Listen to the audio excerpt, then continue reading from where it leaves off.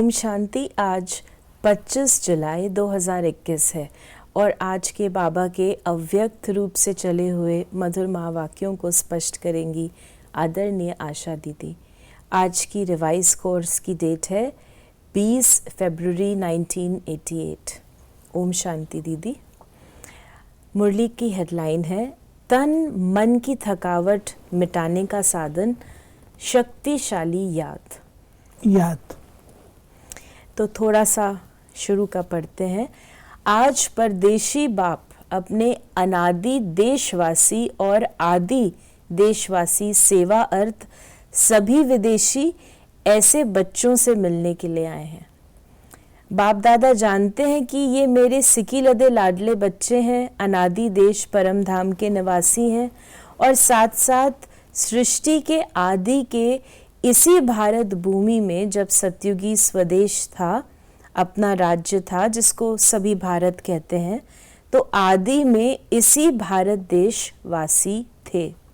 ये बाबा ने बताया कि परदेसी, एक तो बाबा ने आप स्वयं को कहा परदेसी हो, परदेसी अर्थात मैं परम धाम से आपके इस देश में आया हूँ, और अनादि देश के वासी और आदि देश के वासी, जिसमें बाबा ने हमारी आत्मिक निराकारी स्थिति को भी एड्रेस किया है और हमारी जो साकारी दैवी स्थिति है उसको भी एड्रेस किया है, और डबल विदेशी बैठे हैं बाबा के आगे।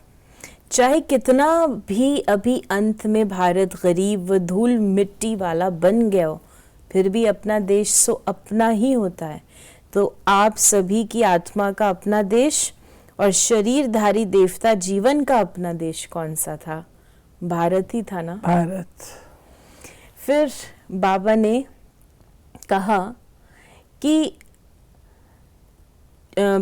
कहा कि संकल्प आए, जो बाबा कहते हैं कि ऑर्डर अगर हम करें कि मधुबन निवासी बन जाओ तो खुश होंगे ना, वह संकल्प आएगा कि सेवा कौन करेगा। सेवा के लिए तो जाना ही चाहिए। बाप दादा कहे बैठ जाओ, फिर भी सेवा याद आएगी। सेवा कराने वाला कौन है? ये बाबा ने बच्चों को, जो विदेशी बच्चे हैं, उनको खास एड्रेस करते हुए आज्ञाकारिता के गुण को बता रहे हैं और निसंकल्पता के गुण को बता रहे हैं कि बाबा अगर तुमको डायरेक्शन दे मधुबन निवासी बन जाओ तो सब तैयार हो ना, या आपको वहाँ की सेवा याद आएगी, वहाँ कौन करेगा? तो बाबा तो सेवा आप करते हो या मैं कराता हूँ? तो बाबा ने कहा जो बाप का डायरेक्शन हो, श्रीमत हो, उसको उसी रूप में पालन करना, इसको कहते हैं सच्चा आज्ञाकारी बच्चा। बाप दादा जानते हैं मधुबन में बिठाना है, वह सेवा पर भेजना है। ब्राह्मण बच्चों को हर बात में एवर रेडी रहना है। संकल्प मात्र भी मनमत मिक्स ना हो, इसको कहते हैं श्रीमत पर चलने वाली श्रेष्ठ आत्मा।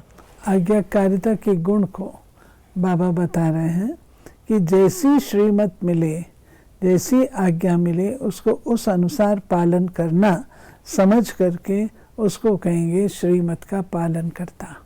तो और बाबा ने ये भी कहा कि जानते हो कि सेवा का जिम्मेवार बाप दादा है, वह आप है। करन करावन हार एक ही बाप है, किसी की भी बुद्धि को टच कर विश्व सेवा का कार्य करा रहे हैं और कराते रहेंगे। ये बात सब लोग समझ नहीं पाते, ये बात सब लोग समझ नहीं पाते। माया यहाँ पर अटैक करती है, कोई सेवा होती तो मैंने सेवा की, मैंने इतनी वृद्धि की, मैं आ जाऊंगी तो कौन करेगा? तो बाबा कहते ये क्यों भूलते हो? आप में ताकत थी, आप में थी तो आप पहले कर लेते थे। तो बाबा ने कहा सिर्फ निमित्त बच्चों को इसलिए बनाते हैं कि जो करेगा सो पाएगा। पाने वाले बच्चे हैं, बाप को पाना नहीं है। तो इस प्रकार बाबा ने कहा कि ये कराने वाला करा रहा है और आप कठपुतली के समान नाच रहे हो। ये सेवा भी एक खेल है, तो बोझ है किसी के ऊपर। तो बाबा ने कहा आप बोझ कहते हो तो बाप भी बोझ शब्द कहते हैं। बाप के लिए तो सब हुआ ही पड़ा है, सिर्फ जैसे लकीर खींची जाती है, उसके कोई क्या बड़ी बात है। तो ऐसे बाप दादा सेवा कराते हैं। यानी ये बाबा हमको बताते हैं कल्प पहले भी तो हुई थी, कल्प पहले हुई थी तो अभी भी होगी, तो केवल वो रिपीट ही तो करना है। इसको आप बोझ क्यों समझते हो, हैवी क्यों होते हो? बाबा ने कहा कि बाप दादा बच्चों के सब प्लान्स प्रोग्राम वतन में बैठ देखते हैं। हर एक बच्चे की याद और सेवा का रिकॉर्ड बाप दादा के पास हर समय का रहता है। जैसे आपकी दुनिया में रिकॉर्ड रखने के कई साधन हैं, बाप के पास साइंस के साधनों से भी रिफाइन साधन है, स्वतः ही कार्य करते रहते हैं। जैसे साइंस के साधन जो भी कार्य करते हैं वो लाइट के आधार से करते हैं, सूक्ष्म वतन तो है ही लाइट। तो बाबा ने कहा लेकिन अव्यक्त वतन के साधन प्रकृति से परे हैं, इसलिए वो परिवर्तन में नहीं आते। जब चाहो जैसे चाहो सूक्ष्म साधन सदा ही अपना कार्य करते हैं, इसलिए सब बच्चों के रिकॉर्ड देखना बाप दादा के लिए बड़ी बात नहीं है। तो बाप दादा याद और सेवा का दोनों ही रिकॉर्ड देखते हैं, क्योंकि दोनों का बैलेंस एक्स्ट्रा ब्लेसिंग दिलाता है। ये जो बात बाबा कह रहे हैं, उस समय कुछ प्रोजेक्ट्स हुए थे, और वो जो प्रोजेक्ट्स हुए थे तो विदेशी भाई बहनें, उनके लिए नई नई चीज़ें थी, तो उसमें बिल्कुल ही रम जाते थे। तो अमृत वेला मिस, मुरली क्लास मिस, सेवा मुझे ये काम कंप्लीट करना है, आदि आदि। तब बाबा ने याद और सेवा दोनों की तरफ अटेंशन खींचा है। जैसे सेवा के लिए समय निकालते हो तो उसमें कभी नियम से ज़्यादा लगा देते हो।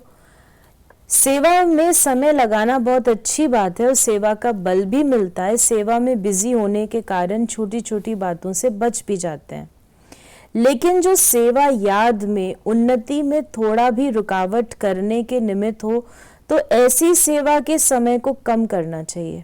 जैसे रात्रि को जागते हो 12-1 बजा देते हो तो अमृत वेला फ्रेश नहीं होता। बैठते भी होगे तो नियम प्रमाण, और अमृत वेला शक्तिशाली नहीं तो सारे दिन की याद और सेवा में अंतर पड़ जाता है।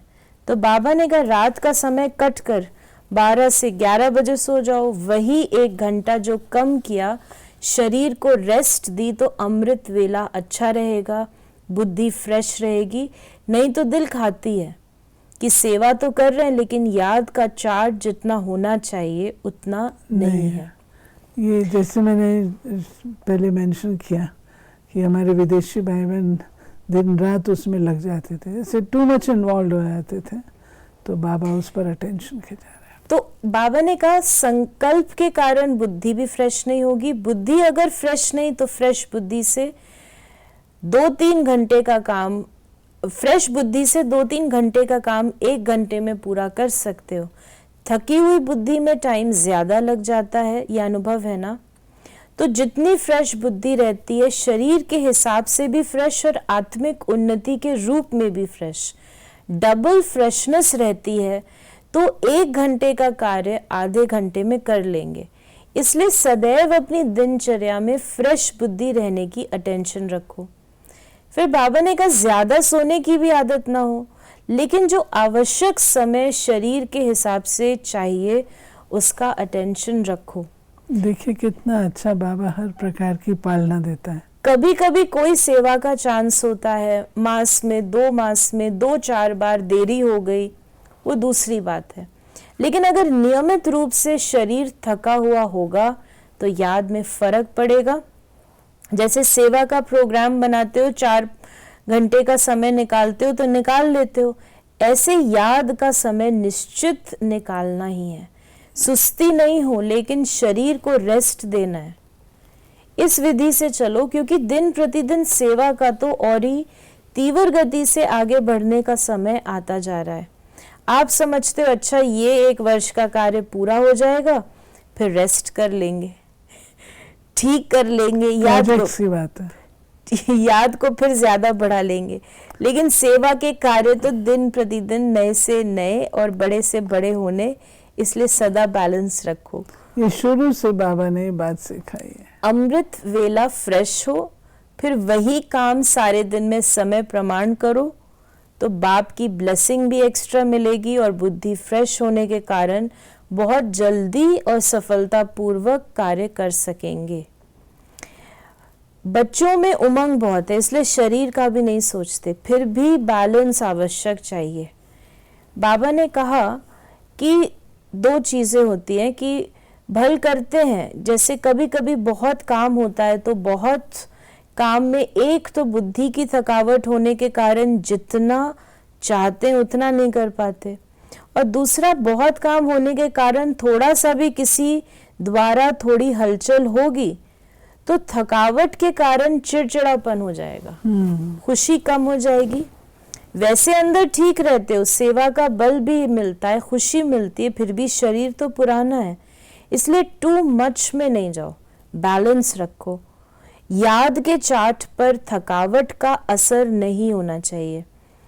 जितना सेवा में बिजी रहते हो, भल कितना भी बिजी रहो, लेकिन थकावट मिटाने का बाबा ने विशेष साधन बताया। हर घंटे व 2 घंटे में 1 मिनट भी शक्तिशाली याद का अवश्य करो।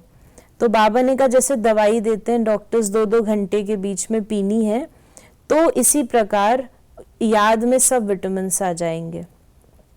और शक्तिशाली याद सदा क्यों नहीं रहती? ये आजकल हम लोग जो 1 घंटे में एक बारी करते हैं ट्रैफिक 1 कंट्रोल मिनट के लिए, तो ये बाबा ने ही बताया हुआ है। जब है कि बाप के और आप बाप आपका सर्व संबंध है, दिल का स्नेह है, नॉलेजफुल हो, प्राप्ति के अनुभवी भी हो, फिर भी शक्तिशाली याद क्यों नहीं रहती? उसका कारण क्या है? क्योंकि अपनी याद का लिंक नहीं रखते, लिंक टूटता है। फिर बाबा ने कहा कि वैसे ये भी आवश्यक है, इनको पीछे, याद को पीछे नहीं करो कि ये काम पहले पूरा करेंगे फिर याद करेंगे, नहीं, इसका समय अपने प्रोग्राम में पहले से ऐड करो। 2 घंटे के साथ ये बीच बीच में करना है। बाबा ने कहा आप करके देखो, आपकी फ्रेशनेस से 2 बजे, फिर बाबा ने कहा आपकी फ्रेशनेस से 2 बजे आँख खुलती है, वो दूसरी बात है, लेकिन कार्य के कारण जागना पड़ता है तो उसका इफेक्ट शरीर पर आता है, इसलिए बैलेंस पर सदा अटेंशन रखो। बाबा ने एक और चीज़ बताई है कि मालिश भी बाबा कर देंगे, अव्यक्त में बाबा वतन में मालिश कर देंगे, लेकिन समय निकालेंगे तो वतन में बाप दादा मालिश करेंगे। ये ना पिता है ना बाबा, तो बच्चों की इस कंडीशन को, हालत को देख के जिसमें टू मच उसमें बिजी हो जाते हैं, फिर थकते भी हैं, चिड़चिड़ापन भी आता है, क्योंकि तन ठीक नहीं है तो मन भी ठीक नहीं होता है, फर्क तो पड़ता है ना। तब बाबा ने कहा अमृत वेला एक तो पक्का करो, दूसरा बाबा ने कहा 1-1 घंटे में 1-1 मिनट की याद को पक्का करो, और तीसरा बाबा ने कहा करण करावन हार की स्मृति रखो, आप करने वाले नहीं हो, कराने वाला मैं हूँ। और चौथा बाबा ने कहा अगर तुम समय बीच में निकालेंगे, बीच बीच में, तो अव्यक्त वतन में आएंगे तो बाबा ऐसी मसाज करेगा मन और बुद्धि की, जो आप फिर से फ्रेश हो जाएंगे। तो चाहे शरीर की थकावट हो, दिमाग की हो, स्थिति की थकावट हो, बाप तो आए ही हैं थकावट उतारने के लिए। आज का वरदान है श्रेष्ठ तकदीर की स्मृति द्वारा अपने समर्थ स्वरूप में रहने वाले सूर्यवंशी पद के अधिकारी भव। जो अपनी श्रेष्ठ तकदीर को सदा स्मृति में रखते हैं वो समर्थ स्वरूप में रहते हैं। उन्हें सदा अपना अनादि असली स्वरूप स्मृति में रहता है। कभी नकली फेस धारण नहीं करते। कई बार माया नकली गुण और कर्तव्य का स्वरूप बना देती है, किसको क्रोधी, किसको लोभी, किसको दुखी, किसी को अशांत बना देती है। लेकिन असली स्वरूप इन सब बातों से परे है। जो बच्चे अपने असली स्वरूप में स्थित रहते हैं वो सूर्यवंशी पद के अधिकारी बन जाते हैं। और स्लोगन है सर्व पर रहम करने वाले बनो तो अहम और वहम समाप्त हो जाएंगे। सब पे रहम करो तो ना तो अहम आएगा और ना ही आपका किसी के प्रति वहम कोई रहेगा। तो ये थे बाबा के आज के मधुर महावाक्यों का स्पष्टीकरण। यदि आपके मन में कोई सवाल है तो आप SMS करें या WhatsApp करें 88265 999309 पर, और हम आपके प्रश्नों का उत्तर प्रश्नोत्तरी कार्यक्रम में देने का प्रयास अवश्य करेंगे। ओम शांति।